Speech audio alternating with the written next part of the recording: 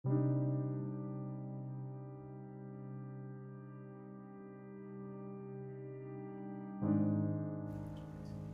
selamat malam. Jadi sudah lama sekali ya, udah nggak upload video, udah seminggu ada kali ya. Di uploadan kali ini kita mau membacakan cerita dari Kak Aldi ya, yang udah ngirimin naskahnya di jam 2 malam.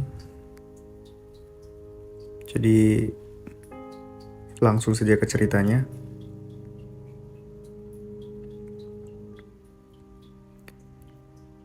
Halo, sebelum gue mulai cerita ini, gue cuma pengen bilang ini kejadiannya udah lama banget, sekitar tahun 2006.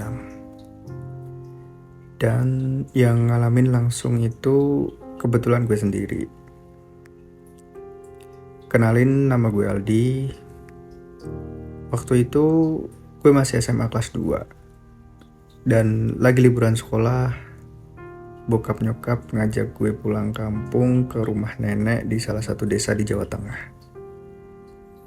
Nama desanya gak perlu disebut kali ya. Tapi yang jelas suasananya benar-benar beda banget dari Jakarta. Lengang, tenang, dan jujur agak bikin bulu kuduk berdiri kalau malam tiba. Gue ingat waktu itu malam pertama gue tidur di kamar belakang, kamar bekas om gue yang udah nikah dan tinggal di kota lain. Kamar itu tuh kosong udah lama.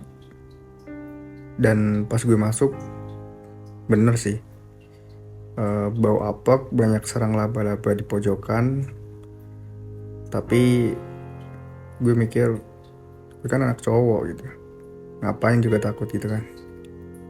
Dan gue juga mikir, ya udahlah palingan cuma karena udah lama gak ditempatin ini kan. Di situ malam pertama sih nggak ada apa-apa ya. Tapi pas malam kedua itu gue mulai ngerasa aneh.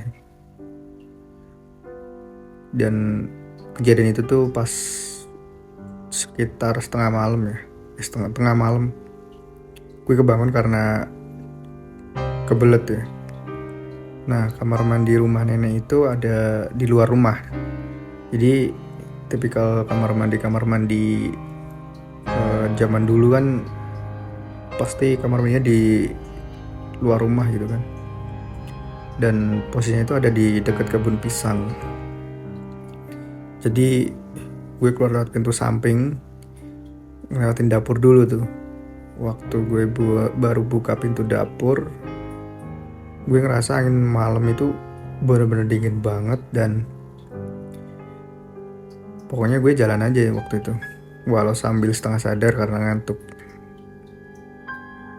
Nah, pas lagi di jalan setapak menuju kamar mandi, gue denger tuh suara kayak ranting patah.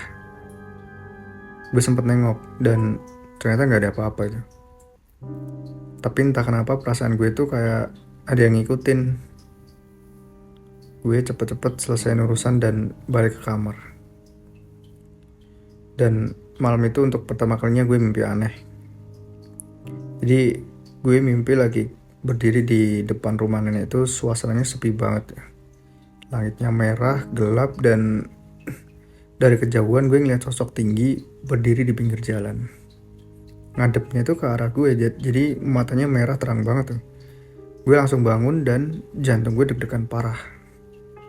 Nah, pas besoknya gue cerita ke nenek, tapi beliau bilang gak usah dipikirin di. Kadang kalau tidur di tempat baru memang bisa mimpi aneh gitu. Tapi masalahnya malam-malam selanjutnya tuh gangguan makin sering. Gue beberapa kali dengar suara langkah kaki di atas genteng. Aneh gak? Padahal rumah nenek rumah satu lantai. Terus satu malam gue kebangun karena suara orang jalan di lorong depan kamar. Kayak diseret. Gue kira itu nenek atau bokap tuh. Tapi pas gue keluar kamar, rumah gelap gulita dan semua orang masih tidur. Jadi FYI gue itu ke rumah nenek itu sama bokap juga. Jadi ada bokap, ada nyokap, ada saudara gue juga yang lain. Nah yang paling parah tuh di malam ke-6 tuh. Gue tidur dengan posisi ngadep ke tembok dan ngerasa kayak ada yang duduk di kasur belakang gue gitu. Busa kasurnya tuh benar-benar turun, jadi bisa dibayangin kan kalau misalkan tidur ngadep tembok terus kasurnya tuh kayak ke bawah gitu, jadi kayak ada yang ngedudukin kan. Gue cuma bisa diem waktu itu, nggak berani noleh. Gue cuma baca doa aja dalam hati. Akhirnya gue ketiduran. Paginya pas gue cerita ke sepupu yang waktu itu juga ikut bareng ke kampung juga, dia langsung diam terus bilang kamar itu dulu dipakai Om Yudi terakhir kali pas dia pulang dari tempat kerja di Kalimantan. Katanya sih dia pernah bawa sesuatu pulang, bawa sesuatunya tuh tanda kutip yang begituan gitu kan. Gue kaget dong, dan ternyata bener Om Yudi pernah diruqyah karena sering ngomong sendiri dan suka bengong tuh. Katanya sih waktu dia masih kerja di Kalimantan, dia pernah tidur di hutan waktu mobil dinasnya mogok. Nah, dari situ dia mulai sering diganggu. Gue mulai mikir, jangan-jangan emang kamar itu masih ada sisa-sisanya. Tapi gue tetap stay karena tinggal 3 hari lagi gue balik ke Jakarta. Gue pikir ya udah tahan aja lah, tapi ternyata gangguannya nggak selesai tuh. Malam terakhir jam 1 lewat dikit lah, gue denger suara orang nangis. Bukan suara cewek tapi cowok, pelan banget kayak dari belakang lemari. Gue sampai berdiri nempel ke tembok dan ngeliat ke arah lemari.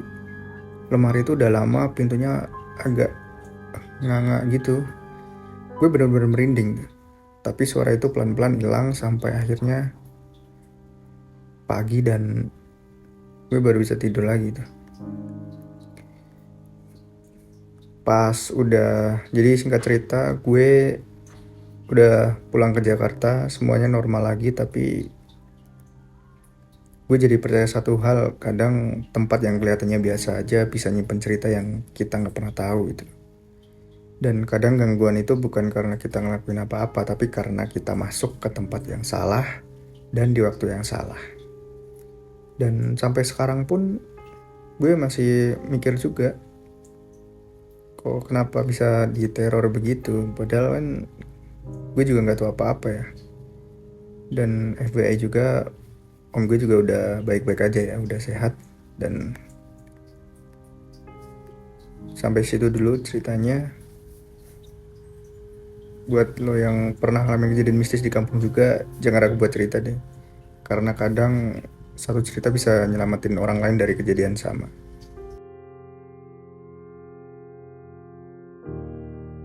Oke, dan itu tadi cerita dari Kak Aldi yang dimana ceritanya saya bacakan sendiri, dan naskah juga dari Kak Aldi juga yang tentunya sudah dikurasi oleh tim jam 2 lewat ya.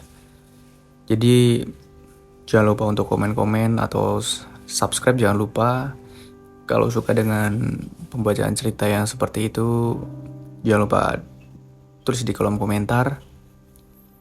Dan mungkin sampai situ dulu untuk episode kali ini.